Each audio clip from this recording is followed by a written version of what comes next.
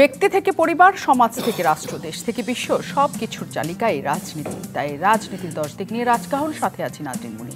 নিবেদন করছে জিপিএস ইস্পাত। সরকারি চাকুরিতে কোটা ব্যবস্থা বাতিল করে 2018 সালের সরকারি সিদ্ধান্ত পুনর্বহাল সহ 4 দফা দাবিতে উত্তাল এখন রাজপথ। 1 জুলাই থেকে শুরু হওয়া আন্দোলন মেলছে নানা ডালপালা। অরাজনৈতিক আন্দোলনে যুক্ত হয়েছে রাজনৈতিক সমর্থন, ফলে আন্দোলন রূপ নিচ্ছে রাজনীতিতেও। বৈষম্য বিরোধী ছাত্র আন্দোলন ব্যানারে এই আন্দোলন চলছে, অথচ পিছিয়ে পড়া জনগোষ্ঠীকে সমতার ভিত্তিতে এগিয়ে নিতে কর্মসংস্থান সহ অন্যান্য সুযোগ সুবিধায় সারা বিশ্বেই কোটা সংরক্ষণ ব্যবস্থা প্রচলিত। বাংলাদেশেও মহান মুক্তিযুদ্ধের পর থেকে এই ব্যবস্থা শুরু হয়। ওই সময় সরকারি কর্মচারী নিয়োগে মাত্র 20% মেধায় আর 80%ই কোটায় নিয়োগ দেওয়া হতো। পরে বিভিন্ন সময় তা কমে এবং বৃদ্ধি পেয়ে 2018 সালে এসে দাঁড়ায় 56%। ওই বছর শিক্ষার্থীদের আন্দোলনের মুখে সরকার সেই কোটা বাতিল করলেও সম্প্রতি সেই সিদ্ধান্তে সরকারি প্রজ্ঞাপন বাতিল করেছে হাইকোর্ট। এর প্রতিবাদেই চলমান আন্দোলন। এমন প্রেক্ষাপটে মূলধারার ছাত্র সংগঠনগুলোর মধ্যে ছাত্রলীগ এবং বামপন্থী ছাত্র সংগঠনগুলো কোটা ব্যবস্থা পুরোপুরি বাতিল না করে সংস্কার করার পক্ষে। কিন্তু কোটা বাতিলের বিষয়টি আদালতের বিচারাধীন থাকায় আদালতের চূড়ান্ত রায় পর্যন্ত আন্দোলনকারীদের অপেক্ষা আহ্বান জানিয়েছেন ক্ষমতাসীনরা। আর এই সুযোগে বিএনপির সহযোগী সংগঠন জাতীয়তাবাদী ছাত্র দলের শীর্ষ নেতারা অভিযোগ তুলেছেন, উচ্চ আদালতকে ব্যবহার করে সরকার আবার নিজেদের স্বার্থে কোটা ফিরিয়ে আনছে। কোটা থাকা না থাকায় সরকারের আসলে কি স্বার্থ? কোটা সংস্কার না বাতিল কোনটি যুক্তি? কোটা ব্যবস্থার সমাধান আদালতের বাইরে কি আসলেও সম্ভব? এসব নিয়ে আলোচনায় আজ রাজকাহন স্টুডিওতে আছেন আওয়ামী লীগের নেতা এবং বাংলাদেশ ছাত্রলীগের সাবেক সাধারণ সম্পাদক ইসা আলী খান পান্না, আছেন বিএনপির তথ্য সম্পাদক এবং জাতীয়তাবাদী ছাত্র দলের সাবেক সভাপতি আজিজুল বারী হেলাল, এবং আছেন সিপিবির সাধারণ সম্পাদক ও ছাত্র ইউনিয়নের সাবেক সভাপতি রুহিন হোসেন প্রিন্স। অনেক ধন্যবাদ, আপনারা আমাদের সাথে যুক্ত আছেন এবং স্বাগত জানাই দর্শক আমাদের সাথে যুক্ত থাকার জন্য। কৃতজ্ঞতা সবাইকে। আমি শুরু করতে চাই রুহিন হোসেন প্রিন্সকে দিয়ে। যে আন্দোলন চলছে, বাম রাজনৈতিক ঘরানার যে আপনাদের যাদের অঙ্গ সংগঠন আছে এবং আপনারা একসাথে বলছেন যে এই আন্দোলনকে আসলে সংস্কার করা উচিত এবং সংস্কার করে একটা আলোচনার মাধ্যমে এটা শেষ করা উচিত। কিন্তু আন্দোলন যে জায়গাটাতে এখন পর্যন্ত পৌঁছেছে, সংস্কারের জায়গা সরকারের কাছে দাবি করা যেতে পারে, কিন্তু আদালতের জায়গা থেকে সংস্কার বা কোনো কিছু এখনো পর্যন্ত আমরা বিস্তারিত রায় জানতে পারিনি যে আদালতের রায় আসলে কি আছে। আমরা শুধু জানি 30% মুক্তিযোদ্ধা কোটা বহাল করা হয়েছে। তাহলে আসলে এই আন্দোলন কি খুব অন্ধকারে চলার মতো হয়ে যাচ্ছে কিনা? ধন্যবাদ আপনাকে। দেখুন, বিষয়টা নিয়ে যদি আলোচনা করলে প্রথমে আমি আসি যে 2018 সালে আপনি এখানে তথ্য তুলে ধরলেন, যখন এটাকে পুরোপুরি বাতিল করা হলো তখন আমাদের যে ছাত্র সংগঠন আমিও করতাম, এখনও আছে বাংলাদেশ ছাত্র ইউনিয়ন, তখন এই কথাটাও পরিষ্কারভাবে বলেছিল যে কোটা বাতিলের দাবি এটা করাটা কোনোভাবে যৌক্তিক না।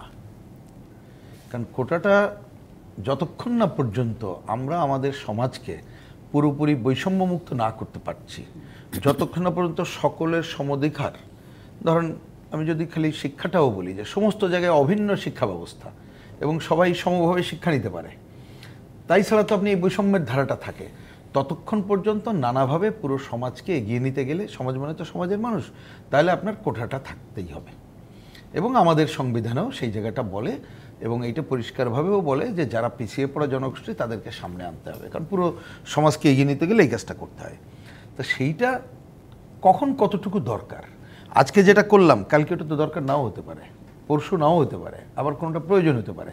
তাহলে এইটাও সংস্কারের মধ্য দিয়ে আগাতে হবে, এটা হচ্ছে প্রথম কথা। এখন এইখানে যখন ওইবারের আন্দোলন হয়েছিল, এবারও শুরুতে যদি এবার কম মনে হচ্ছে যে প্রথমে একটা কাউন্টার পোজ করা হলো মুক্তিযুদ্ধের সাথে, এটা তো আমরা খুবই অন্যায় বা অপরাধমূলক কাজ মনে করি, কারণ মুক্তিযুদ্ধ তো আমাদের সর্বশ্রেষ্ঠ অর্জন এবং নিশ্চয়ই মুক্তিযোদ্ধারা তারা তাদের সন্তান সন্ততিদের জন্য একটা জায়গা রাখাটা জরুরি, এইটাই। কিন্তু প্রশ্ন হচ্ছে যে এখনকার প্রেক্ষিতে 30% রাখা প্রয়োজন কিনা, এটা আমরা বলেছি অবশ্যই আলোচনা করতে হবে। এখনকার পরিস্থিতি দেখেন, যদি এখন মুক্তিযোদ্ধাদের যেহেতু সুযোগ সুবিধা দেওয়া হচ্ছে, এইটা যদি না থাকতো তাহলে হয়তো এই আলোচনাটা এত আসতো না, এটাই সত্য। যে যত কথা বলি, তাহলে আজকে তাদের কোন পর্যায় পর্যন্ত দেব, আমরা কি একেবারে আরও অনেক দূর পর্যন্ত দেব, সেটাও আলোচনার দাবি রাখে।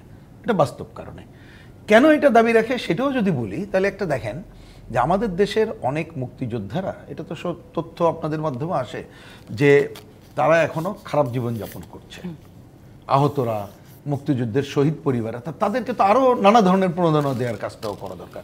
আবার মুক্তিযুদ্ধের নামে যে তালিকা করা হয়েছে মন্ত্রিসহ সরকারই বলছে যে এইখানে কারেক্ট না, তাহলে আপনি এইরকম একটা সংকটময় মুহূর্তে এইটারও তো সমাধান করতে হবে। সাথে আরও যত জায়গাগুলো আছে সেইটাও প্রকৃত তথ্যর ভিত্তিতে আলাপ আলোচনা করেই আমরা সংস্কারের কাজটা করতে হবে। কিন্তু প্রথম সংকট হলো আগের বারে এইটাকে একেবারেই বাতিল করে দেওয়া হলো রাজনৈতিকভাবে।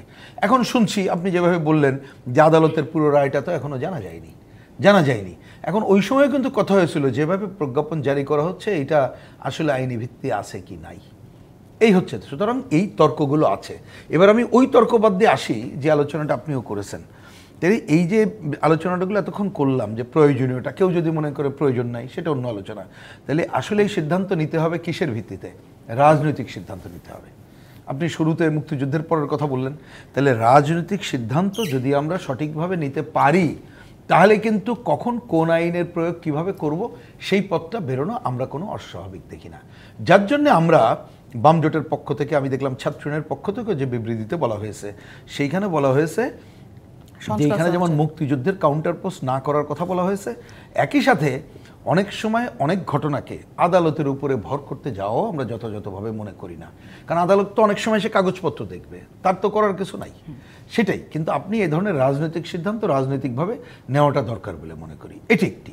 আরেকটা হচ্ছে এটা মনে রাখতে হবে, আজকে যে সাধারণ ছাত্রছাত্রী, আমিও রাজপথে তো দেখার জন্য ছিলাম, আমি দেখলাম যে কী অবস্থা। সাধারণ ছাত্রছাত্রী অনেকে আছে, তারা যে কোনোভাবে মনে করছে তারা একটা বৈষম্যের শিকার। এবং আমার ব্যক্তিগত অবজারভেশন হচ্ছে শুধুমাত্র কোঠাটার কারণেই যে এই আলোচনাটা সবাই নামছে, আমার ব্যক্তিগত অবজারভেশন, এটা আরও পরীক্ষা নিরীক্ষা করতে হবে, আমি তা ব্যক্তিগতভাবে মনে করি না। কারণ তারা দেখছে যে শিক্ষিত যতই হই না কেন আমার মানসম্মত কাজ নাই, আমি চাকরি পাচ্ছি না, সরকারি চাকরিতে অনেক পদ খালি থাকলে ওটা যথাযথভাবে হচ্ছে না, বা আমি কোঠা বাদ দিয়ে হলেও যোগ্যতার ভিত্তিতে সব জায়গায় চাকরি হয় না, কোথাও কোথাও হয়তো হয়, কিন্তু এখানে নানা ধরনের লেনদেন, নানা কথা নানাভাবে আসে, নানাভাবে হয়। তাহলে এই সামগ্রিক ক্ষোভেরই বহিঃপ্রকাশটা রয়ে গেছে। তা আপনার এর সমাধানটাই যদি আপনি রাজনৈতিক সিদ্ধান্তটাই নিতে পারি, তাহলে হ্যাঁ নিশ্চয়ই আদালত তার কাজ করবে। আদালতকে তো আমরা এখন নতুন কথা বলতে পারছি না, কিন্তু আপনি রাজনৈতিক সিদ্ধান্ত নিলে সেটা কিভাবে, এটাকে কখন কিভাবে যাবেন, তখন সেই পথ খুঁজে বের করা। আমি নিশ্চয়ই আপনার কাছে জানতে পারবো যে এখন আসলে রাজনৈতিকভাবে চলার কোনো সুযোগ আছে কিনা এবং সেটা কিভাবে চললে এটার একটা সংকট সমাধান হবে। আমি আসবো নিশ্চয়ই সেই ইয়েতে। আমি অন্য অতিথিদের আলোচনায় নিয়ে আজিজুল বারী হেলাল আছেন আমাদের সাথে, অনেক ধন্যবাদ আপনি আমাদের সাথে যুক্ত আছেন। একদম শুরু থেকেই এটাকে সমর্থন দিয়ে যাচ্ছে অবশ্যই বিএনপি এবং ছাত্রদল তো বটে, কিন্তু আজকে একটা কথা আপনারা বলেছেন, সেটা হচ্ছে আসল সংকট থেকে দৃষ্টি ফেরাতে সরকার এটি করছে। মানে এর মধ্যে আসল সংকটটা কি? আসলে আমরা এই কোটা সংস্কার আন্দোলন দেখেন, এটা কিন্তু একটা রিজলভড ইস্যু। ইস্যুটা শেষ হয়ে গেছিলো 18-এ, তো সবাই জানে যে 18-এ এটা চাইছিল সংস্কার, সরকার একদম বাতিল করে দিল, তাই না? এখন আবার এই ইস্যুটাকে সামনে আনা হচ্ছে, কারণ কি দেখেন, আমি যেটা বলতে চাচ্ছি, দেখেন দেশনেত্রী বেগম খালেদা জিয়া বাংলাদেশে একজন অনন্য ব্যক্তিত্ব, রাজনৈতিক ব্যক্তিত্ব। তিনি আজকে মুমূর্ষ প্রায় মৃত্যুর মুখোমুখি। সরকার তাকে বিভিন্নভাবে স্লো পয়জনিং বলেন, আর আপনি গৃহবন্দী করে বলেন, বিভিন্নভাবে মানসিক টর্চার করে তাকে আজকে মৃত্যুর মুখোমুখি। এই বিষয়টা নিয়ে আপনার বাংলাদেশের বিরোধী রাজনৈতিক দলগুলো মাঠে সরব। জনগণের এই আলোচনা, জনগণের আন্দোলনকে ভিন্ন মানে এটা বন্ধ করবার জন্য। আবার দেখেন এই যে ভারতের যে রেল ট্রানজিটের নামে করিডোর এবং যে 10 দফা সমঝোতা স্মারক চুক্তি, এই সমস্ত গুরুত্বপূর্ণ আলোচনা, তাছাড়া আমাদের দেশের ডেমোক্রেসি, ভোট, তারপরে ইকোনমিক ক্রাইসিস, এই সবগুলোকে ভিন্ন খাতে প্রভাবিত করার জন্য একটি মৃত ইস্যুকে, যে ইস্যুটা মৃত না বলে রিজলভ সমাধান, সেই ইস্যুটাকে সামনে নিয়ে আসছে।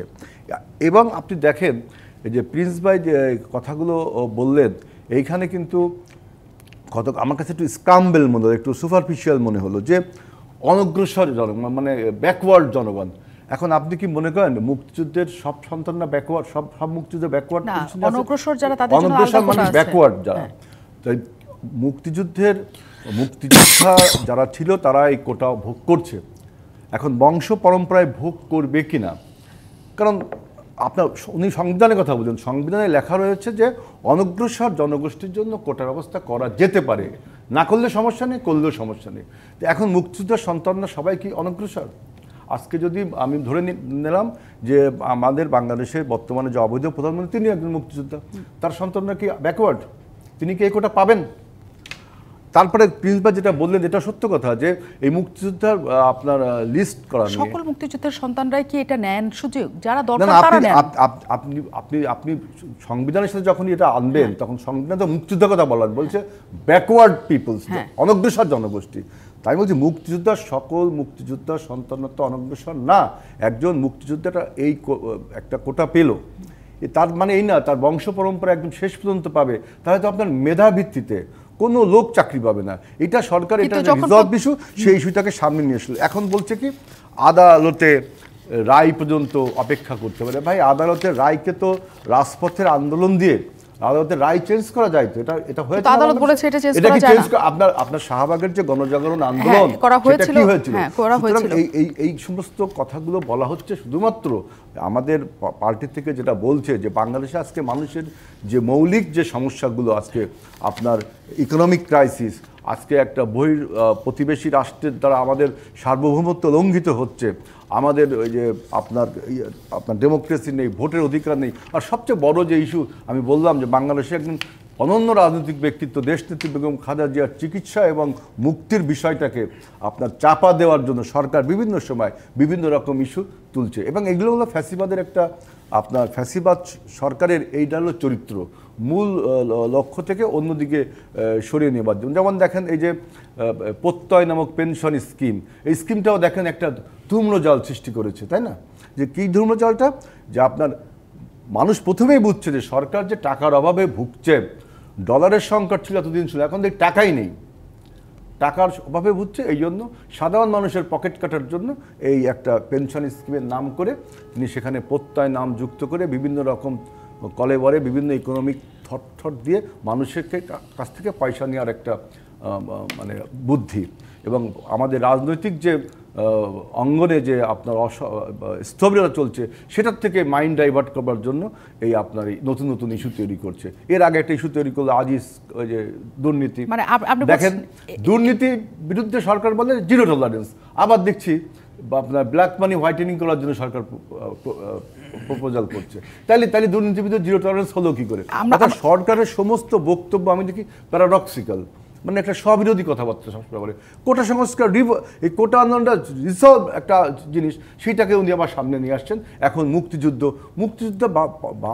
মানে এটা কি সরকার সামনে এনেছে? এটা আদালতের রায়ে এই 2018 সালে রিট করার প্রেক্ষিতে সেই রায়টা এখন এসেছে। ইনস্টিটিউশন কি ইন্ডিপেন্ডেন্টলি কাজ করে, সব সরকারের কবজায়। সুতরাং এখানে যা কিছু হয় একক, আপনি বলছেন যে এগুলো থেকে দৃষ্টি ফেরাতে সরকার হচ্ছে আদালতের মাধ্যমে এই সমাধান করা ঘটনাটাকে আবার জিয়ে তুলছেন, এটাই আপনার মূল বক্তব্য, তাই তো?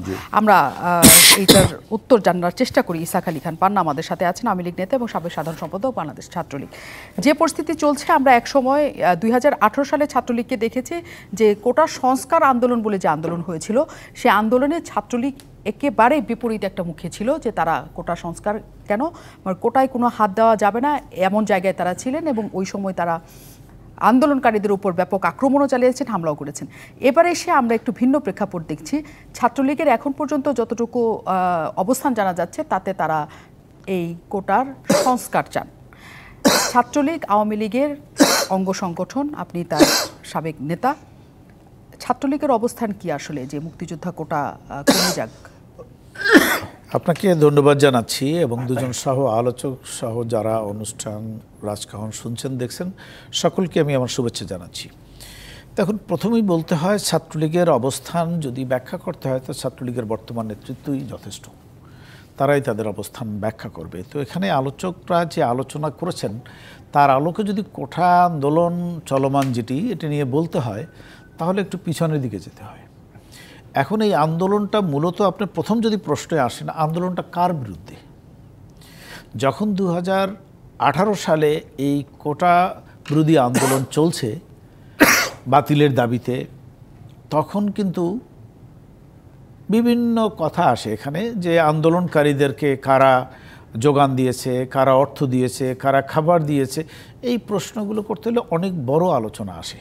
তো দেখেন, একটা পর্যায়ে দেশের সার্বিক পরিস্থিতি বিবেচনা করে আজকে বাংলার প্রধানমন্ত্রী বঙ্গবন্ধু কন্যা শেখ হাসিনা তিনি এই মেধার ভিত্তিতে চাকরি নিয়োগ, মেধাবীদেরকে সুযোগ দেওয়া, সব কিছু বিবেচনা নিয়েই কিন্তু তিনি সিদ্ধান্তটা তাদের মেনে নিয়ে গেছে। কোটা আন্দোলনকারীদের সেন্টিমেন্টের সাথে একমত বা সার্বিক বিবেচনায় তিনি এই কোটা পদ্ধতি চাওয়া হয়েছিল, কিন্তু তখন বাতিল চাওয়া আপনি হয় যা নাই। চাইছেন তার চেয়েও তো বেশি আপনাকে দেওয়া হয়েছে, যদি সেটাই আপনি ভাবেন। তো সেইখানে বেশ ভালোই ছিল মেধার ভিত্তিতে। কিন্তু আপনাকে একটু ছোট্ট একটু তথ্য দিয়ে রাখি, আজকে যারা আন্দোলন করতেছে নিশ্চয়ই এদের ভিতরে নেতা আছে।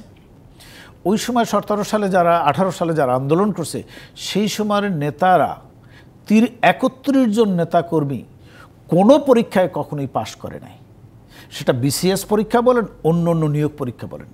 আপনাকে একটু তথ্য আমি দিলাম, আপনি মেধার ভিত্তিতে চাকরি দিবেন, আপনাকে প্রথম রিটেন পরীক্ষাটা তো পাশ করতে হবে। তো নেতাই যদি কোনো জায়গায় পাশ না করে, কার জন্য আন্দোলন করতেছেন? অনেকে আন্দোলন করে যারা কি নিজের জন্য কিছু করে, সবার জন্য করে, কিন্তু আমি কি করলাম? আমার জন্য তো চিন্তা করতে হবে। একটু আপনাকে পয়েন্ট দিলাম এইখানে। এই আদেশের পরে, বাতিল করার পরে এইটা হলো কি, ক্ষুব্ধ মুক্তিযোদ্ধার সন্তান 7 জন বা 9 জন তারা একটা মামলা করলো। সে মামলার পরিপ্রেক্ষিতে কোর্ট কি করলেন, সরকারের যে আদেশ জারি করলো সেই আদেশটি বাতিল করে কোটা পদ্ধতি চালু রাখলো। তাহলে এটা সরকারের বিপক্ষেই কিন্তু কোর্ট সিদ্ধান্ত দিল, বা মাননীয় প্রধানমন্ত্রী যে সিদ্ধান্ত দিলেন সেটা। তার পরিপ্রেক্ষিতে প্রধানমন্ত্রী অতীব আন্তরিক বিধায় আজকে অ্যাটর্নি জেনারেল কিন্তু আপিল করছে, কারণ কোর্ট, হাইকোর্ট যে রায়টি দিয়েছে সেই রায়ের বিপক্ষে সরকারের সেন্টিমেন্ট, দ্যাট মিনস প্রধানমন্ত্রীর বক্তব্যটি ওন করে তারা কিন্তু আপিল করেছে। আপিল কিন্তু এখনও পেন্ডিং। যেটা আন্ডার জাজমেন্ট আছে সেই ব্যাপারে কোর্টের আদেশ নিয়ে কথা বলা, এটা অনেক সময় কন্ডেম অফ কোর্ট হয়। তবে সেক্ষেত্রে আমি সেই দিকে বেশি যেতে চাই না। শুধু এইটুকুই বলবো যে যারা আন্দোলন করছে আমরা তাদের সাথে দ্বিমত পোষণ করছি না, কিন্তু প্যাশেন্স রাখতে হবে, ধৈর্য ধরতে হবে। যেটা কোর্টে, যেটা একটা আপনার আন্ডার জাজমেন্টে আছে, যেটা অ্যাপিলার ডিভিশনে আছে, অ্যাটর্নি জেনারেল সে নিজে এটাকে নিয়ে মুভ করেছেন, এইটা কোর্টের রায়টা কি আসে দেখি না। কোর্টের রায় পর্যন্ত অপেক্ষা। আজকে আমাদের পার্টির জেনারেল সেক্রেটারি, আমাদের শ্রদ্ধেয় নেতা ওবায়দুল কাদের ভাই, তিনি কিন্তু একটি তার প্রেস ব্রিফিংয়ে পরিষ্কার বক্তব্য রেখেছেন যে একদিকে জনগণের দুর্ভোগ বাড়াচ্ছে, আর একদিকে কোর্টের আদেশকে তারা চ্যালেঞ্জ করে রাস্তায় দাঁড়িয়েছে। অর্থাৎ জনগণের দুর্ভোগটা যাতে না বাড়ে সেদিকে তাদের লক্ষ্য রাখা উচিত, এবং কোর্টের যে আদেশটা কী হবে সেটিও তাদের পর্যবেক্ষণ করা উচিত, অপেক্ষা করা উচিত, তারপরে তাদের বিবেচনা রাখা আছে। আর এই আন্দোলন সংগ্রাম, আপনার রাস্তায় কোর্টের আন্দোলন তো ফয়সালা হয় না, কোর্টের সিদ্ধান্ত কোর্ট আপিলার ডিভিশনে যেহেতু আছে সেখানেই হবে। সেখানে আমি এই কথাই বলতে চাচ্ছি যে এটাকে একটু অবজার্ভ করতে হবে, অপেক্ষা করতে হবে, ধৈর্য ধরতে হবে। আর দেখেন, এখানে ইন্টারমিডিয়েট পরীক্ষা চলতেছে, পরীক্ষার্থীরা ক্লাসে, পরীক্ষা হলে যেতে পারতেছে না, তার অভিভাবকদের দুর্ভোগ পোহাচ্ছে। সেই ক্ষেত্রে দাঁড়িয়ে কার সাথে, কার আন্দোলন, কার স্বার্থে করতেছে? কিন্তু এখানে একটা কথা আপনাকে আমি শুরুতে জিজ্ঞেস করলাম, আপনি যদিও এড়িয়ে গেলেন কথাটা। ছাত্রলীগের সিদ্ধান্ত তাদের নেতারাই বলতে পারবে, নিশ্চয়ই সেটা না। আপনি নিজে তার সাবেক নেতা এবং আপনি নিজে আওয়ামী লীগের একটা ভালো অবস্থানে আছেন, আপনারা নিশ্চয়ই জানেন যে আপনাদের অবস্থান কি। এবং ছাত্রলীগ কখনোই নিশ্চয়ই আপনাদের অবস্থানের বাইরে যে একক কোনো অবস্থান নেবে না। কেন ছাত্রলীগের প্রসঙ্গ এসছে? কারণ হচ্ছে এই ধরনের আন্দোলন দমন বা সহযোগিতা করার ক্ষেত্রে ছাত্রলীগের একটা ভূমিকার জায়গা আমরা সবসময়ের জন্য দেখতে পাই। এবং এখন পর্যন্ত যেহেতু তারা সংস্কার চাচ্ছে, আসলে আপনাদেরই বক্তব্য তাদের কাছ থেকে আমরা পাচ্ছি কিনা আমাদের হচ্ছে সেটাই কথা। আমি এটা করি, একই সাথে দমন শব্দটি মনে হয় ছাত্রলীগের জন্য প্রযোজ্য না। এটা বোধহয় আমরা এই কারণেই বলতে পারি, কারণ 2018 সালে যা করা হয়েছিল সেটি অনেক অনেক আপনার মনে পড়বেন কিনা আমরা জানি না। একই সাথে মুক্তিযুদ্ধ মঞ্চও বলেছে যে তাদের যদি মুক্তিযোদ্ধা কোটা বাতিল করা হয় তারাও রাস্তায় নামবে। যখন দুই পক্ষই রাস্তায় নামে, পক্ষে এবং বিপক্ষে, তাহলে আপনাদের কি অবস্থান থাকবে? যেটা রাজনৈতিকভাবে সমাধানের চেষ্টার কথা বলা হচ্ছে। আমরা বিরতির পর সেটার উত্তর জানতে ফিরব। আমন্ত্রণ আরও একবার রাজকাহনে। আমরা আলোচনাতে আছি কোটা নিয়ে এবং যে পরিস্থিতি চলছে তা আসলে সমাধান সম্ভব কিনা, কোটা সংস্কার নাকি বাতিল, সেই প্রশ্নও এখন সব জায়গায় ঘুরছে। আমরা সেটা জানার চেষ্টা করছি। আমাদের সাথে রুহিন হোসেন প্রিন্স আছে। আপনি বলছিলেন যে এটা আসলে আদালত পর্যন্ত না নিয়ে এটা রাজনৈতিকভাবে সমাধান করার দরকার ছিল, এবং যে পরিস্থিতিতে এখন আছে সরকার পুরোপুরি বলছে, কারণ এটা তো এক ধরনের তীর ছোড়ার মতো। যখন আদালত থেকে কোনো একটা রায় হয়ে যায় তখন হঠাৎ করে সরকার ওটার মধ্যে ঢুকে কিছু একটা পরিবর্তন করবে, এত সহজ কিনা ঘটনা আমি নিজেও জানি না। রাজনৈতিকভাবে সমাধানের সুযোগ কি এখন এই মুহূর্তে আপনি দেখতে পান? না, আমি দেখতে পাই এই কারণে, ধরেন আমি যদি খুব সবটা আমি ককশিওর হয়ে বলছি না এই বিবেচনায়, কারণ আদালত তো অনেকগুলো টেকনিক্যাল দিক আছে, সবটা হয়তো জানি না, কিন্তু আমি ধরে নেই আদালত তার মতো, কারণ আগেই বলেছি আদালতের তো তার কাগজপত্র দেখে যা বাস্তবতা সে অনুযায়ী রায়টা দেবে। আদালত তো পলিটিক্যাল রায় দেওয়ার কথা না, আদালত দেখবে তার নিয়ম অনুযায়ী, কাগজপত্র দেখবে আইনি হয়েছে কিনা, ঠিক আছে কিনা, তারপরে সে রায় দেবে। তার জায়গায় সেটা কারেক্ট থাকবে, সাধারণভাবে যদি বলি। আপনি ঠিক আছে, সেটা তো আমরা উপেক্ষা করতে পারবো না, যেহেতু সামনেই আদালতের মধ্যে চলে গেছে, সেইটা আসুক। কিন্তু অন্তত পক্ষে ক্ষমতাসীন দলের পক্ষ থেকে তারা যদি তাদের পজিশনটা ঘোষণা করে, আমার বুঝটা তাই, যে তারা যদি মনে করে যে না ঠিক আছে, যেটা আমরা বলছি যে একটা যৌক্তিক সংস্কার করতে হবে আলাপ আলোচনার ভিত্তিতে, তার মধ্যে অবশ্যই এটা নানা মত, এক এক দলের এক এক মত থাকবে, একটা দৃষ্টিভঙ্গি থাকবে, একদম বাতিল না, আপনারা বলছেন যৌক্তিক সংস্কার করতে হবে। হ্যাঁ, এটা হচ্ছে কথা, সব জায়গাটাই ক্লিয়ার। এবং আমি বলছি যে আজকে একটা সংস্কার করলে এটা পার্মানেন্ট না, টাইম টু টাইম করতে হবে, অবস্থা দেখে, তথ্যপাত্তর ভিত্তিতে, ক্লিয়ার। তা সেই জায়গাটা যদি আমরা দেখতে পাই যে সরকারি দল অন্ততপক্ষে এই পয়েন্টে ঐক্যমত্য হচ্ছে, এবং তারা যদি বলে এ ব্যাপারে আমরা আলাপ আলোচনা করে তথ্যের ভিত্তিতে করব, তাহলে আদালত তার মতো করে যেটা রায় দেবে দিক, কোনো অসুবিধা নেই। তাহলে পরে এটা আইন দেখে কিভাবে এই সংস্কারটা করা যাবে সেই পদক্ষেপ নেওয়া কঠিন বলে আমরা মনে করি। মানে সরকার তাহলে এই ব্যাপারটাকে জটিল কেন করেছে, মানে আপনার কি মনে হয় যে এটার পেছনে আসলে আমাকে যদি বলেন, আপনি দেখেন আমি অন্য কোনো তত্ত্ব খাড়া না করে সহজে যদি বলি 18 সালে যেভাবে বাতিল করলে এটাই তো ঠিক হয় নাই, কারণ সেটা মনে হয় কোনো অভিমান থেকে বা জেদ থেকে বা কোনো একটা করেছে বলে এটা চলতি কথা বললাম, সবাই একটা বলে, তাহলে সেটাই তো প্রথমে সংকট তৈরি করেছে। তো সেই সংকট তৈরি করার কারণেই তো আজকে এই যে নতুন করে আবার ধর আদালতে এক পক্ষ গেছে, এখন আদালত তো তার কাজ সে করবে, আপনি তো এখানে আর উপেক্ষা করতে পারছেন না। কিন্তু মনে রাখা দরকার এই সংকট যদি কথার কথা আমি যদি অন্যভাবে ধরে নিই, আচ্ছা আদালত যা বললো তাই শুনলাম, আমরা আন্দোলনটা থাকলো না, দমন করলাম, বা তারা স্বতঃস্ফূর্ত উঠে গেল, যা করলো, তাহলে কি জিনিসটার সমাধান হচ্ছে? সমাধান তো হচ্ছে না, কোনো না কোনো ফর্মে এটা জিয়ে থাকবে, এই সংকট চলতে থাকবে। মানে এই জিয়ে রাখা, মানে আমি এটাই জানতে চাচ্ছি যে সরকারের আসলে জিয়ে রাখার ব্যাপারে মানে সরকারের লাভটা কি, মানে কেন সেটা চায়? যদি বলেন এটা তো অন্য আলোচনা, এটা সরকার জিয়ে রাখছে কি এই পয়েন্ট রাখছে না, আমি সেই আলোচনা না করেও যদি বলি, আগেই বলেছি তার যেভাবে এইটাকে বাতিল করলো সেটাই সংকট তৈরি করেছে। কিন্তু এইটা তো দাঁড়ায়, আপনি সরকার মানে যদি মনে করেন সে জনগণের সরকার, জনগণের রায়ের সরকার, জনগণের পক্ষের সরকার, তাহলে তার ভূমিকা একরকম। কিন্তু যে সরকার এই ধরনের অভিজ্ঞতা থাকে না, তার নির্ভর করতে হয় আমলাদের উপরে, তার নির্ভর করতে হয় কি বলবো যে আরও বিশেষ বিশেষ গোষ্ঠীর উপরে, ব্যবসায়ীদের উপরে, বিনা ভোটের উপরে, তার কাছ থেকে তো আপনি ওই আলোচনাটা একটা অপ্রয়োজনীয় আলোচনা বা ওইটা ওই আকাঙ্ক্ষা করাটাই আমি কোনো কি বলবো এটা দেখি নাই। বরঞ্চ এই আন্দোলনের মধ্য দিয়েই যদি তার বিন্দুমাত্র এই উপলব্ধিটা হয় যে আজকে যে তরুণ প্রজন্ম রাস্তায় নামছে, এই দাবিটাও যৌক্তিক, আমি যৌক্তিক কিছু করতে চাই, তাহলে আপনি সমাধান করতে পারবেন। আবার আপনি অন্য জায়গাগুলোর মতো যদি এইখানে মনে করেন যে না এটা আমি উপেক্ষা করব বা কিছুদিন চলুক, তারপরে চুপচাপ হয়ে যাবে বা অন্য আর একটা ইস্যু আসবে, তখন অন্য রকমের হয়ে যাবে, আমি বলছি যে ঘটনা যে থাকবে। এই ধরনের শাসক গোষ্ঠী নানা কারণে এই জায়গাগুলোর জনগণের পক্ষের সমাধানটা করে না, তারা আবার নির্ভরও করে। আরেকটা কথা বলেই শেষ করি, সেটা হচ্ছে কি তারা জনগণের ভাষার থেকে অন্য জায়গার ভাষাটাকে প্রাধান্য দেয়। সেটা আসলে হয় কিনা আমরা যদিও নিশ্চিত না, আপনার সেটা মনে হয়েছে। আজিজুল বারী হেলালের কাছ থেকে আমি জানতে চাই, আপনি বলছেন যে নানা সংকট থেকে দৃষ্টি ঘোরাতে সরকার এই কোটা নতুন করে নিয়ে এসছে, একটা সমাধান করা জিনিস আবার নতুন করে জিয়ে আনছে। এর বাইরে আপনার কি মনে হয় যে এই কোটা রাখা না রাখা নিয়ে সরকারের নিজস্ব কোনো ইমেজ ঘাটতি বা নিজস্ব কোনো ক্রেডিট যুক্ত হবে এই কারণে আছে? শুন, যেই সরকারের ক্যারেক্টার হলো ফ্রডুলেন্ট, প্রতারণাপূর্বক, ছলচাতুরিপূর্ণ, যে সরকারকে কেউ ট্রাস্ট করে না, তার ইমেজ নেই, তার সমস্যা কি? তার সমস্যা হলো তাকে রেজিমটাকে টিকায় রাখা, ক্ষমতার চেয়ারে টিকায় রাখা। আপনি দেখেন যে মুক্তিযোদ্ধাকে ভর করে মুক্তিযোদ্ধাকে সামনে রেখে আপনি বিভিন্ন কোটার কথা সবাই বলছেন, তাহলে কি আপনি শুধু বিসিএস পরীক্ষায় কোটা দেবেন কেন? আপনি সেনাবাহিনীর যে পরীক্ষা হয়, আমরা সেনাবাহিনীতে যোগী, সেখানেও একটা মুক্তিযোদ্ধার কোটায় সেনাবাহিনীতে ভর্তি হওয়া উচিত, পুলিশে ভর্তি হওয়া উচিত, নৌ বিমানে ভর্তি হওয়া উচিত। ইভেন এই পার্লামেন্টে এমপি যারা হবে সেখানেও মুক্তিযোদ্ধা কোটা দেবে, মন্ত্রী হওয়ার ক্ষেত্রে এমপি দিতে হবে, even Bangladesh football team, cricket team, ওখানেও মুক্তিযোদ্ধা কোটা দিতে হবে। আপনি শুধু বিসিএস চাকরিকে কোটামুক্ত কোটার ভিতর রাখবেন, এটা আসলে হয় না।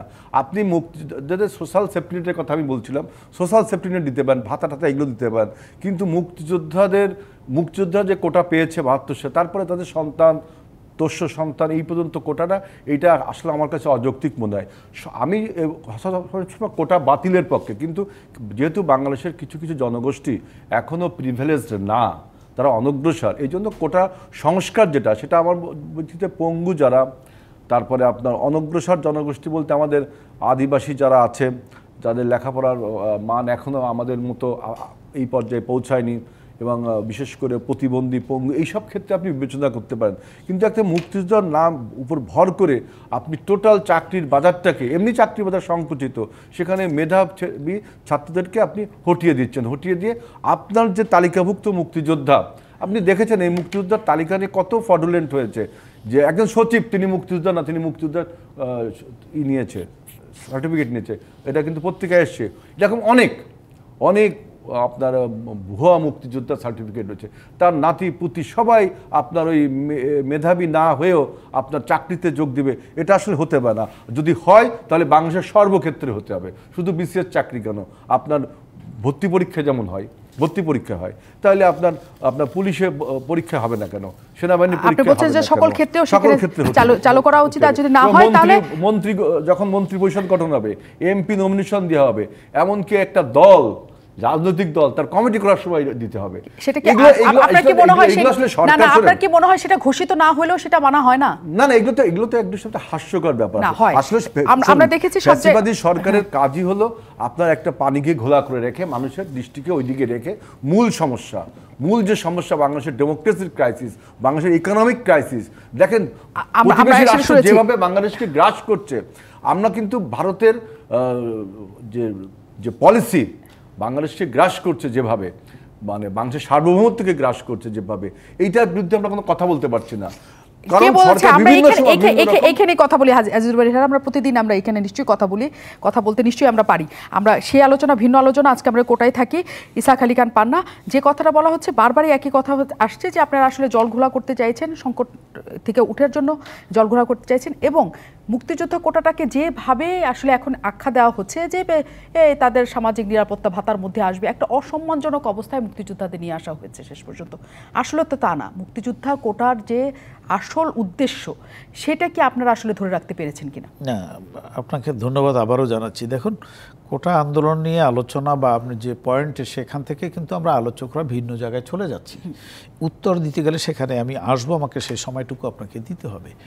এই মুক্তিযোদ্ধাদের অসম্মান করে কোটা বাতিল করে কখনই আওয়ামী লীগ সেই জায়গাটা ছিল না। স্বাধীনতার পর জাতির পিতা বঙ্গবন্ধুর নেতৃত্বে চলমান বাংলাদেশে মুক্তিযোদ্ধাদের সম্মান এবং তাদের কোঠা ছিল, এবং ক্ষুদ্র নৃগোষ্ঠী, অসচ্ছল যা সমস্ত জনগোষ্ঠী আছে তাদেরকে প্রাধান্য দেওয়া, এরকম কিন্তু কোঠার একটা প্রচলন ছিল। যে কথাটি আপনি বলছিলেন যে এই কোঠা বাতিল না, সংস্কার, প্রিন্স ভাই যে কথাটি নিয়ে আসছেন যে আদালতে এক পক্ষ, আদালতে এক পক্ষ না, আদালতে কিন্তু দুই পক্ষ আছে। এই হাইকোর্টের রায়টা যখন হয়েছে 7 জন মুক্তিযোদ্ধার সন্তানের মামলার পরে, ঠিক সরকার কিন্তু এই মামলা রায়ের বিপক্ষে আবার আপিল করছে অ্যাটর্নি জেনারেল, যেটা আমি পূর্বেই বলেছি। অর্থাৎ দুই পক্ষ আছে। এখন দুই পক্ষর এই আবেদনের পরিপ্রেক্ষিতে কোর্ট কি ডিসিশন দেয়, সরকার তো সেটার অপেক্ষায় আছে।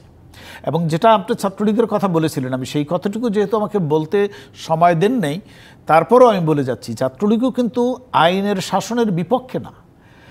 এই কোর্টে যেহেতু আন্ডার পেন্ডিং যেটা আছে, এই আদেশটা আসুক, ছাত্রলীগ নিশ্চয়ই তাদের এখানে একটা প্রশ্ন আরো রেখে দিয়েছিলাম যে মুক্তিযুদ্ধ মঞ্চ যেটা আছে তারা একদম স্পষ্ট বলেছে যে তারা যদি বাতিল হয় কোর্ট কর্তৃক বা সরকার কর্তৃক তারা রাস্তায় নামবে এই আন্দোলনে যে বহাল রাখার জন্য। এটা তো রায়ের পরের কথা, রায়ের আগের কথা তো বলতে পারি না। রায় হওয়ার পরে কে কি করবে এটা রায়ের পরে। আপনার এখন এক বক্তব্য পরে, যেমন আমি গতকালকে আপনার অন্য একটি চ্যানেল ৭১-এ যেটা দেখেছিলাম যে এই আন্দোলনরত একজন নেত্রী তিনি বলছেন যে কোর্টকেও মানি না সরকারকেও মানি না, তার সে মানে কি? এই ধরনের যদি উদ্ধত্তপূর্ণ বক্তব্য আচরণ হয় তাহলে এদেশের আমাদের এই শিক্ষার্থীরা ভবিষ্যতে কি দেবে? এখানে তাদের স্কুল কলেজ শিক্ষা প্রতিষ্ঠান ছেড়ে রাস্তায় এসে জনমনের দুর্ভোগ কোর্টকে চ্যালেঞ্জ করা এটি আমাদের কাছে কাম্য না। এটার সমাধান আমরা চাই এবং সরকার চায় এবং বিশেষ করে আওয়ামী লীগও চায় একটি শান্তিপূর্ণ। কারণ যে আওয়ামী লীগ মুক্তিযুদ্ধের নেতৃত্ব দিচ্ছে, যে আওয়ামী লীগ এই দেশ শাসন করেছে, মুক্তিযুদ্ধের চেতনা ধারণ করে যে আওয়ামী লীগ সামনে এগোচ্ছে, জামাত মৌলবাদী শক্তির উপর ভর করে চলেছেন না, নিজের আন্দোলনে কোনো ইস্যু নাই, অন্য ইস্যুতে দাঁড়িয়ে ক্ষমতা যোগান দেওয়ানো এবং তাদের উপর ভর করে কথা বলা, এটা আওয়ামী লীগের নেচার না, যেটা বিএনপি করতেছে। আজকে দেখেন এখানে হেলাল সাহেব যে কথাটি বলেছেন যে অন্য ইস্যুকে বাইপাস করে এই ইস্যুটাকে সামনে নিয়ে এসেছে। অন্য ইস্যু কি? খালেদা জিয়ার মুক্তি।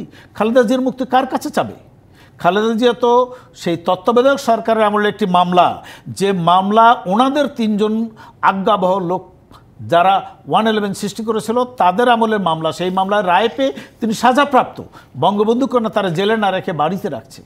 সেই জায়গায় দাঁড়িয়ে আমাকে কথা বলতে দেন, সেই জায়গায় দাঁড়িয়ে আজকে খালেদা জিয়ার মুক্তি চাচ্ছে, তারা ওটা মেনে নিয়ে তো রাষ্ট্রপতির কাছে ক্ষমা চাইতে পারে যে আমাকে ক্ষমা করে দেন, দিতে পারবে সেই কোর্ট তো দিতে পারবে, আমরা তো আওয়ামী লীগ দিতে পারবো না, সরকার তো দিতে পারবে না।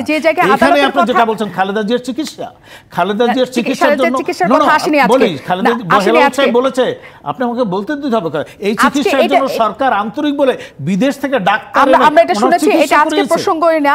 ইসা আলী খান যদি অ্যালাউ করেন তাহলে উত্তর দিতে দেবেন, এবং আমরা আসলে আপনারা যেটা বলছেন যে আদালতের মাধ্যমে আসলে সব সমাধান হবে, কিন্তু বারবার এই প্রসঙ্গই আসছে যে আদালতের প্রভাব, আদালতের উপর আওয়ামী লীগের বা সরকারের একটা প্রভাব আছে। নো, সরকার কখনো আদালতে হস্তক্ষেপ করে না, আদালত যেটা বলবে।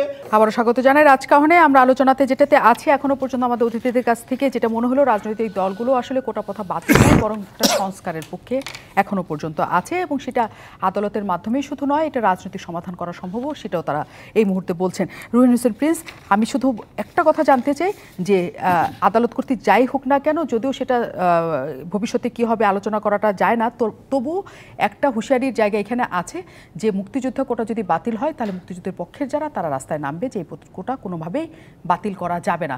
তখন একটা নতুন সংকট তৈরি হবে কিনা? না, আমি কিন্তু ওই যে আপনি পার্ট আলোচনা করে ওইটার খুব একটা আমি সমস্যা দেখি না। সমস্যাটা হচ্ছে প্রথমে জিনিসটা যৌক্তিকতাটা কি। আমি অনেক যৌক্তিকতাটা মানতে পারি, নাও মানতে পারি, কিন্তু যৌক্তিকতাটা যদি না মানি তাহলে সংকটটা থাকবে। আপনি মুক্তিযুদ্ধ কোটার কথা বলা হচ্ছে কি, এখানে মুক্তিযুদ্ধের অসম্মান করার প্রশ্ন অবান্তর, বরঞ্চ এই আন্দোলনের 18 সালে দেখেছি এখন অনেক সময় কাউন্টার পোস্ট করা হয়, এটা একটা খুব অপরাধমূলক কাজ হিসাবে আমরা মনে করি। কিন্তু আবার বলেছি মুক্তিযোদ্ধার নামে যে কোটাকে অপব্যবহার সেটাও ঠিক না। সুতরাং 30% যুক্তিসঙ্গতভাবে নিয়ে আসতে হবে, এবং কোন পর্যায় পর্যন্ত দেব, যে তার সন্তানকে দেব, হ্যাঁ তার কোন জেনারেশন পর্যন্ত দেব, এবং প্রয়োজন কাদের কিভাবে দেব, এইগুলো সংস্কার করতে মানে জায়গায় যেতে হবে। তারপরে ধরুন আরও অন্যান্য জায়গাগুলোতে আছে, আমাদের আদিবাসী আছেন এবং অন্যান্য জায়গায় আছেন, এমনকি অনেক সময় জেলার জায়গায় থাকতে পারে। আমি বলছি যদি এটাকে রাজনৈতিক সিদ্ধান্ত হিসাবে না নিয়ে আপনি এইখানে একটা সিদ্ধান্ত হলো সেটাকে তো আপনি চালাইতেই পারেন। এতদিন তো এই যে 18 সালের পরে চলছে তাতে তো হয়তো দৃশ্যত কোনো সংকট দেখছি না, কিন্তু মানুষের মধ্যে এক ধরনের অসন্তোষ থাকে। কিন্তু আমি অসন্তোষের থেকে জোর দিচ্ছি সমাজটাকে এগিয়ে আনার জন্য তো এই কাজটা করা হয়, তাহলে সেটাও যেমন পিছিয়ে পড়ে থাকবে, অসন্তোষ চলতে থাকবে। আপনি এই অসন্তোষকে রেখে সমাজের যে অগ্রগতির কথা বলেন সেটা আরও বেশি মানে কি বলে দীর্ঘায়িত হবে। আজিজুল বারী হেলাল, খুব আপনি বলছিলেন যে এখন দরকারই নাই, মুক্তিযোদ্ধারা এই পেতে পারে সেই পেতে পারে, কিন্তু এইসব কোটার মাধ্যমে তাদের এটা করা সম্ভব নয়। দীর্ঘ সময় আপনারাও ক্ষমতায় ছিলেন, কেন তখন বাতিল করেন নাই বা সংস্কার করেন নাই? তখন আমরা কেন করিনি, যখন বিএনপির তখন যারা সরকার ছিল তারাই ভালো বলতে পারেন। আমি বর্তমান প্রজন্ম থেকে যে বলতে চাই যে একজন মুক্তিযোদ্ধাকে আপনার চাকরির বাজারে, কোনো মুক্তিযোদ্ধাকে চাকরির বাজারে উনি ক্যান্ডিডেট না, তার সন্তান, তার পোষ্য সন্তান, তার পরের সন্তান, আমি সেটা বলছি যে কতদূর পর্যন্ত যাবেন, কতদিন পর্যন্ত যাবেন, সেজন্য আমি চাই যে একটা কোটামুক্ত বাংলাদেশ। এখানে আপনার মেধার ভিত্তিতে, যেহেতু বাংলাদেশের চাকরির বাজার খুবই সংকুচিত, বাংলাদেশে আপনার কর্মসংস্থানের অবস্থা খুবই সীমিত, সুতরাং এখানে এই কোটা খুব প্রয়োজনীয়। একজন পরীক্ষার্থী, অনেক দেশে কিন্তু কোটা আছে, আমরা কিন্তু এত উন্নত হই নাই। দেখবেন, আমি জানি হিসাব দেখবেন যে যদি আপনি ফ্রিডম ফাইটার হন বা আপনি ওই যে ব্যাকওয়ার্ড জনগোষ্ঠী হন, প্রিভিলেজড না হন, তাহলে সেই বংশের যদি সেই ফ্যামিলির একজন পেয়ে আর পরে কিন্তু আর কেউ পায় না। দেখবেন আপনি সেই সব দেশে দেখবেন, তর্ক হতে পারে, কিন্তু আপনি দেখবেন যেসব দেশে আপনি বলছেন যে কোটা আছে, সেই ফ্যামিলিতে যদি একজন পায় একটা কোটা, ওই ফ্যামিলিতে আর কেউ পায় না। সুতরাং আমি মনে করি যে বাংলাদেশে মুক্তিযুদ্ধের 52 বছর পরে মুক্তিযোদ্ধারা এখন বাংলাদেশের সম্মানের সাথে তারা ভাতা পেতে পারে, বিভিন্ন রিওয়ার্ড পেতে পারে, এভরিথিং তারা পেতে পারে, কিন্তু চাকরির বাজারে তো তারা নেই। তাদের সন্তান না কেন এই চাকরির বাজারে? আমি শুধু জানতে চাই, আওয়ামী লীগের নিজের একটা অনুভূতির জায়গা ব্যাপক আছে এবং আমাদেরও নিশ্চয়ই আছে মুক্তিযোদ্ধাদের প্রতি, এবং রাজনৈতিক দল হিসেবে আওয়ামী লীগ কী চায়? এইটা সংস্কার হোক, মুক্তিযোদ্ধা কোটাটা বহাল থাকুক, নাকি অন্য কিছু? দেখুন, আমি আমার ব্যক্তিগত মতামতটা আপনাকে জানাচ্ছি। আমাদের পার্টির পক্ষ থেকে দলের সাধারণ সম্পাদক দলীয় বক্তব্য রেখেছেন। এখানে আমি যেটা মনে করি যে আওয়ামী লীগ হয়েছে মুক্তিযুদ্ধ এবং মুক্তিযুদ্ধের নেতৃত্ব দানকারী একটি দল। জাতির পিতার নেতৃত্বে এই দল যুদ্ধ করেছে। সেই দল কোনোদিনই মুক্তিযুদ্ধের অসম্মান, মুক্তিযুদ্ধের বিপক্ষে অবস্থান নেবেন না। অতএব আমার ব্যক্তিগত মতামত হয়েছে যে মুক্তিযোদ্ধার সন্তানদের যে কোটা, সেটা থাকুক কম বা বেশি। এবং শুধু এটা না, এই যে ক্ষুদ্র নৃগোষ্ঠী আছে অন্য অন্য জায়গা, শুধু যে কোঠা বলতে মুক্তিযোদ্ধাদের তা না, যাদের আছে কম বেশি সেখানে মিলিয়ে একটি জায়গায় আসবে। আর বাস্তবতায় বর্তমান প্রেক্ষাপটে যেহেতু এটা কোর্টে আদেশের অপেক্ষায় আছে, কোর্ট কিন্তু অবিবেচক না। সার্বিক পরিস্থিতি বিবেচনা করে আমি মনে করি, আশা করি যে কোর্ট একটি সুষ্ঠু সমাধান দিবেন এবং সেই সমাধানের ভিত্তিতেই সকলকে চড়া উচিত। এবং বঙ্গবন্ধু কন্যা শেখ হাসিনা মুক্তিযোদ্ধার চেতনা ধারণ করেন এবং সকল মুক্তিযোদ্ধাদেরকে তিনি সম্মানিত করেছেন। এই মুক্তিযোদ্ধারা যাতে যুগে যুগে তাদের সেই অবস্থান, তাদের সম্মান অটুট রাখতে পারে, সেজন্য বঙ্গবন্ধু কন্যা কিন্তু চায়। পাশাপাশি বাংলাদেশকে এগিয়ে নেওয়া যাওয়ার জন্য তিনি মেধাবীদেরকে চান, যার কারণকে মেধাবে গুরুত্ব দিয়ে তিনি কিন্তু মেধাবীদের স্থান দেন। আরেকটি জিনিস আপনি মাথায় রাখবেন, আসলে নিশ্চিত যে মুক্তিযোদ্ধার সন্তান যারা তারা মেধাবী না? না না, আমি সে কথা বলছি না। রিটেন পরীক্ষায় কিন্তু সকলকেই প্রথম পাশ করতে হবে, ওখানেই কিন্তু আপনার একটি মেধার যাচাই হয়, তারপরে আসে কোঠা। সেই কোঠাটায় যদি আপনি অনুন্নত যারা, অসচ্ছল যারা, প্রতিবন্ধী যারা, ক্ষুদ্র নৃগোষ্ঠী যারা, মুক্তিযোদ্ধার সন্তান যারা, এদেরকে যদি আপনি জায়গাটা দেন, তাহলে সার্বিক কিন্তু একটি জায়গায় আসে। অতএব আমরা কোর্টের সেই রায়ের অপেক্ষায় থাকি এবং আইনকে শ্রদ্ধা করি, সকলকে সহনশীল থাকার আমি আহ্বান। আমরাও সেটা টেবিলে, যেটা আলোচনার টেবিলে জানতে পারছি যে এটা একটা সংস্কারের মাধ্যমে কিছুটা থাকা দরকার, কিন্তু মাঠে যারা আন্দোলন করছে তাদেরও নিশ্চয়ই সহনশীলতার জায়গা থাকবে এবং তারাও নিশ্চয়ই একটা আসবেন যে তারা আসলে বাতিলই চান নাকি একটা সংস্কারের মাধ্যমে এই কোটাটা বলবৎ থাকুক সেটা চান। সেটারও নিশ্চয়ই আমরা অপেক্ষায় আছি। আবারও নিশ্চয়ই কথা হবে এই বিষয় নিয়ে। সাথে থাকবেন রাজকাহন।